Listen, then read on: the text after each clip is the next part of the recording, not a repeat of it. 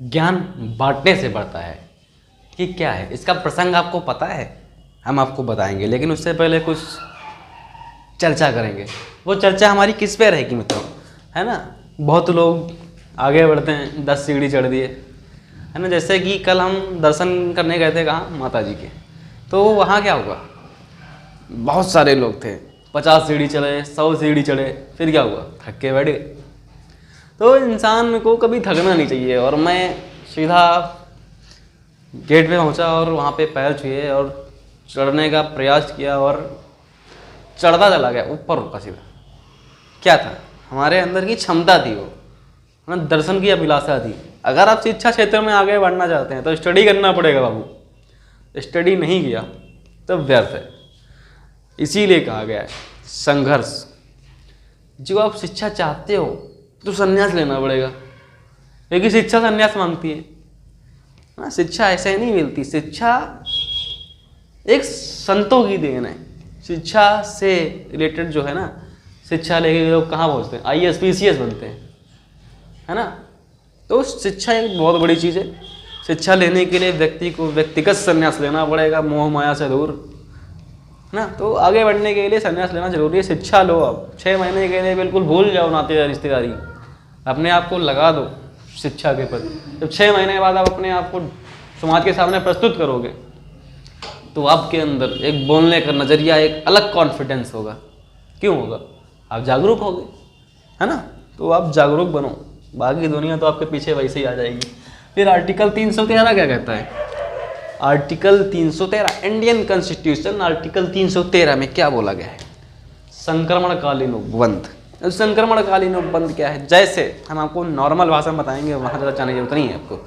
अब जैसे कोई संविधान है, अब हमारा संविधान लागू कब हुआ? 26 जनवरी 1949, ऐसी डेट मानते हैं ना हम लोग।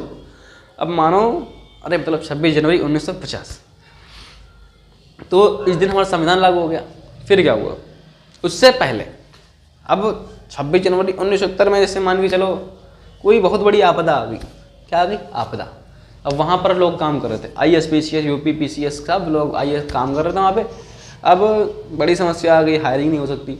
तब वहाँ बोल दिया गया संविधान लागू होने से प्री कॉन्स्टिट्यूशन, संविधान लागू होने के पहले जो नियम कानून लागू है वह सब वैसे ही काम करेंगे। तो लिखा ना संक्रमणकालीन उपबंध। भारत का संविधान, उसके तहत public service commission, all India service commission, all India judicial service, civil services, है ना, वह वैसे ही काम करती रहेंगी जैसे संविधान बनने के पहले कार्यरत थी।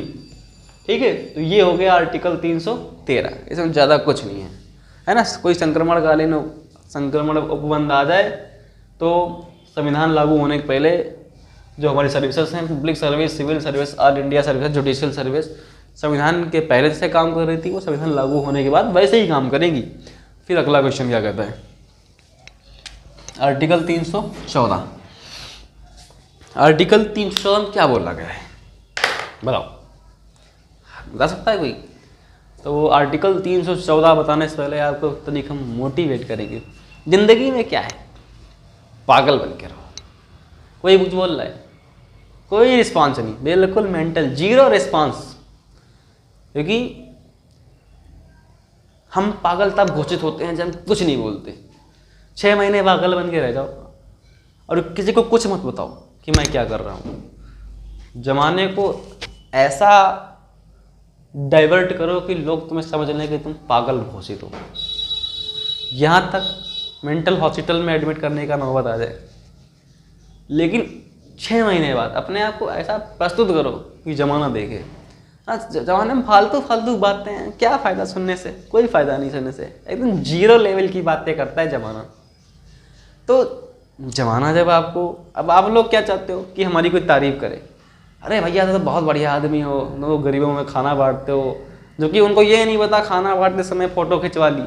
एक केला दे रहे हैं, 4 आदमी फ़ोटो खिंचवा रहे हैं। गलत है ना। किसी को कुछ देना है चुपचाप दे दो, कोई प्रेस कॉन्फ्रेंस नहीं। प्रेस कॉन्फ्रेंस करने से क्या होता है? विवाद बढ़ता है। विवाद हमें नहीं बढ़ाना है, हमें नॉर्मल जीवन जीना है संतों की तरह। तो पागल बन के रहो, क्या दिक्कत है? जब हमें अचीवमेंट प्राप्त होगी लोग समझ जाएंगे पागल था या फिर जेंटलमैन था, है ना। तो आगे बढ़ते हैं। आर्टिकल 314, आर्टिकल 314 क्या कहता है? कुछ सेवाओं में विद्यमान अधिकारियों के संरक्षण के लिए उपबंध, कुछ सेवाओं में विद्यमान अधिकारियों के संरक्षण के लिए उपबंध।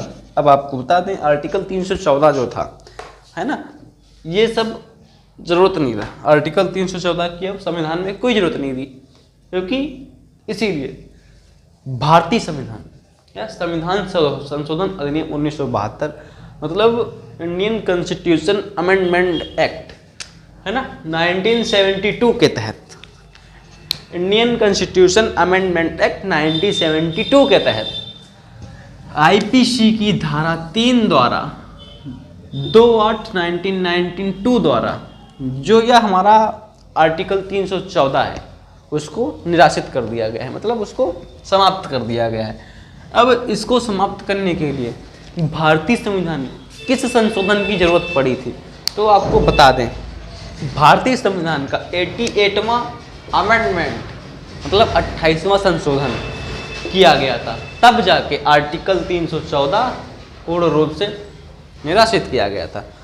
तो आर्टिकल 314 और 313 के बारे में आप जानें इस वीडियो में। वीडियो अच्छा लगा हो लाइक सब्सक्राइब शेयर कर लें। मिलते हैं नेक्स्ट टॉपिक में। धन्यवाद।